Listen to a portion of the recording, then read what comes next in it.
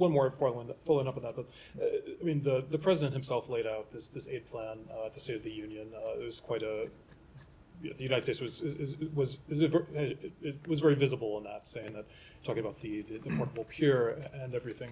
What does it say about that? I mean, is this ruining the U.S. efforts to get aid in? I mean, obviously the U.S. can still do it, but tons of aid that we're supposed to go in have already gone back because of this killing. So it will not affect our efforts to stand up the pier to deliver aid through sea. That effort is ongoing. The Pentagon is working hard on that, and I know they brief on that on a regular occasion, and we want to get that stood up as soon as possible.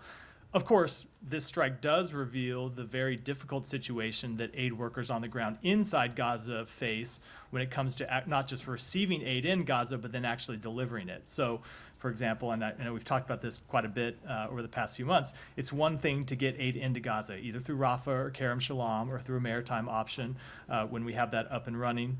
The real question is being able to distribute it, and that's, of course, it's in the distribution efforts where we saw this tragic strike take place yesterday. So it does, of course, raise real concerns about the safety of those aid workers who are doing that dangerous work. And I think it's important to remember that these were 7 tragic deaths yesterday, but over 200 aid workers have lost their life since this conflict began.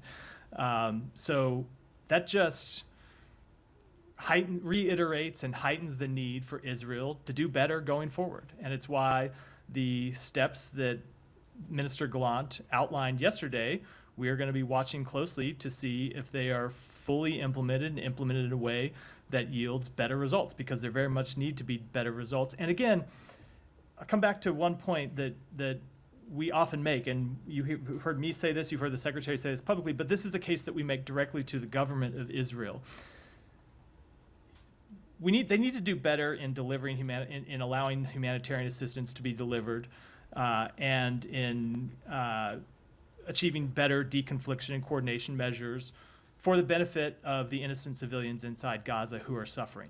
That's enough of a reason to do it on its own. That should be enough of a reason to do better. But it is also in Israel's security interest to do better. And so we will continue to press them to do that. Just one more. Could there be any repercussions for the United States? I mean, I know you're going to say that you're waiting for the result of the investigation and everything, but as we've discussed, I mean, we've had this before, investigations, we keep seeing these, it wasn't just these 7, I think there are 200 aid workers or so who have been killed by some towers. So obviously something's not happening. Are there more measures that the United States could do, more pressure that the United States could impose? So we are going to continue to say exactly what we think about this publicly. We're going to say exactly what we think about this privately.